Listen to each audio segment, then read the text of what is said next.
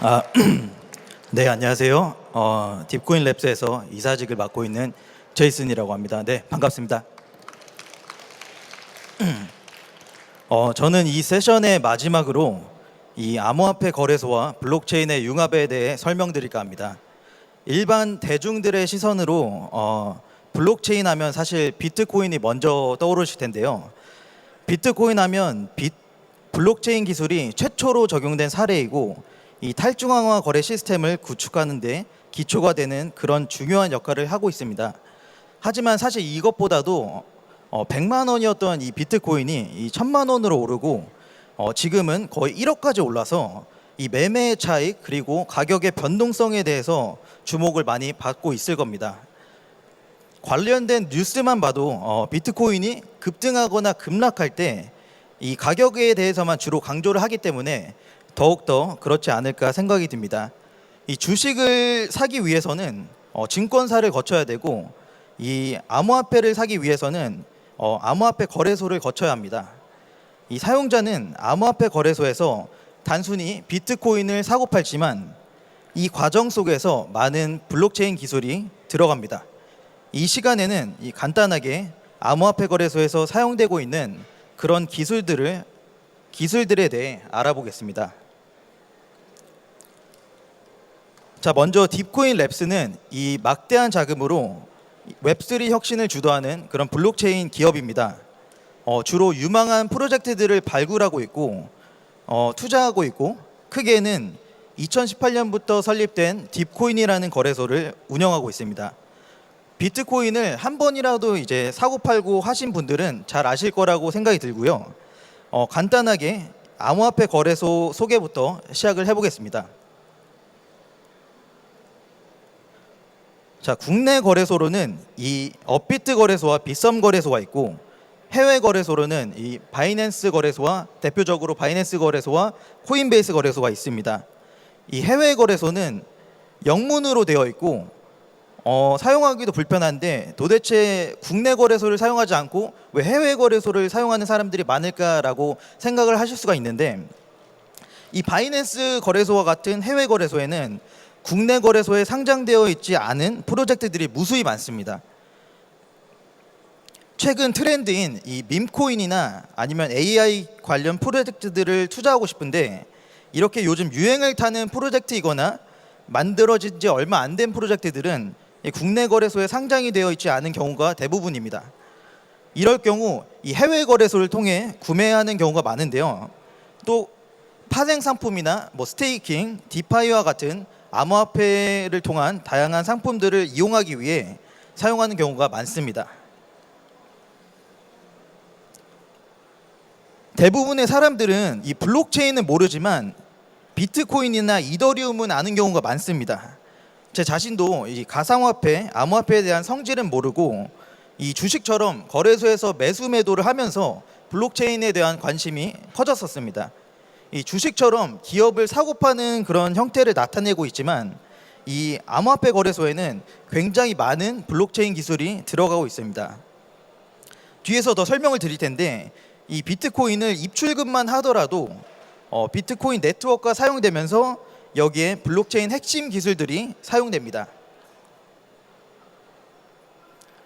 자, 블록체인 하면은 이 분산 원장 기술이 저는 핵심이라고 생각하는데요. 이 블록체인 기술이 들어가지 않은 기존 금융 거래 방식을 보면 이 거래 내역이 기록된 장부를 은행이 전체적으로 관리를 하고 있고 이 분산 원장 기술을 통한 블록체인 거래 방식으로 나오면 이제 분산 장부를 통해 투명한 거래 내역을 유지하고 있습니다. 그래서 이 데이터의 무결성과 보안이 전체 네트워크에 의해 유지가 되고 있습니다. 바이낸스 거래소나 코인베이스 거래소와 같이 대중적으로 다가가기 쉬운 거래소들은 중앙화 거래소라고 하는데 중앙화 거래소를 좀 예를 들어보면 이 블록체인 기술은 사용자가 입출금을 할 때 그리고 사용자의 자산에 대한 보안성을 유지할 때 그리고 거래소 자체 자산 증명을 할 때 사용이 됩니다. 비트코인을 거래소로 입금하면 해당 거래는 이 비트코인 블록체인에 기록이 되는 거죠. 그리고 입출금을 할 때 분산 원장 기술과 암호화 알고리즘이 사용되어 이 트랜잭션이 투명성과 보안성을 보장하고 자산 관리와 보안에 대해서 거래소는 사용자의 자산을 안전하게 관리하기 위해 멀티시그나 이 콜드 스토리지 등 블록체인 기반 보안 기술을 활용합니다. 이 거래소 보유 자산에 대해서도 블록체인 기술을 사용하여 자산 증명을 하고 있습니다. 자, 이제 탈중앙화 거래소 이 덱스에 대해서 설명을 좀 드릴 텐데, 이 덱스 거래소에서 비로소 블록체인 기술이 제대로 활용된다고 보시면 됩니다. 암호화폐는 이 블록체인 기술을 기반으로 하여 이 기술은 탈중앙화를 실현하는 핵심 요소입니다. 따라서 암호화폐를 관리하는 중앙화 거래소보다 이 탈중앙화 거래소의 암호화폐 블록체인 쓰임이 더 쓰여지고 있습니다. 덱스 거래소의 핵심 기능은 스마트 계약으로 구현되어 이 매매 주문의 생성, 매칭, 실행을 자동화합니다. 예를 들어 사용자가 이더리움 기반 토큰을 스왑하면 해당 트랜잭션은 이더리움 스마트 계약을 통해 처리되고 블록체인에 기록이 됩니다. 유동성 공금에는 이 유동성 풀을 형성하여 거래가 이루어지며 이는 스마트 계약을 통해 관리됩니다. 보안성에는 이 중앙화 거래소와 차별점을 나타내는데 중앙화 거래소는 이 덱스 거래소는 사용자가 자신의 개인 지갑을 사용하여 자산을 관리할 수가 있는데, 이 중앙화 거래소는 이 거래소에서 이제 자산 관리를 이제 스스로 하기 때문에 중앙화 거래소보다는 이 덱스 거래소가 더 안전하다고 할 수 있는데요. 여기서 FTX를 좀 예를 들어 볼 수가 있는데, 이 FTX 거래소는 중앙화 거래소다 보니까 거래소에서 사용자의 자산을 관리할 수가 있습니다.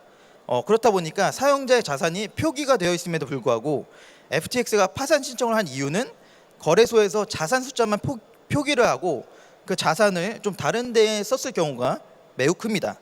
네, 그래서 덱스 거래소는 이 암호화 알고리즘을 통해 사용자의 트랜잭션과 자산을 보호하기 위해 암호화 기술이 활용됩니다. 자, 암호화폐는 대략 두 가지의 형태로 보관이 될 수 있는데, 첫 번째로 이제 핫 월렛과 이제 두 번째로 콜드 월렛이 있습니다. 자, 핫 월렛은 대중적으로 많이 사용하는 지갑의 형태로 업비트나 바이낸스에서 입출금을 할 때 쓰이는 지갑이며, 콜드 월렛은 물리적인 지갑으로 인터넷이 연결되지 않은 상태에서 암호화폐를 저장하는 것을 뜻합니다. 그래서 핫 월렛의 경우 인터넷으로 연결된 형태이다 보니 해커들의 타겟이 많이 되어서 실제로 바이낸스를 포함한 여러 거래소들이 적지 않은 피해를 본 사례가 많습니다. 일반 사용자의 경우 암호화폐를 보관할 때 거래소에서 매매나 스테이킹 그리고 이벤트 참여 이외에 사용하지 않는 그런 홀딩하는 자산이 있다면 그 레저사나 그런 하드웨어 지갑 같은 콜드웨어 월렛에 보관하는 것이 안전합니다.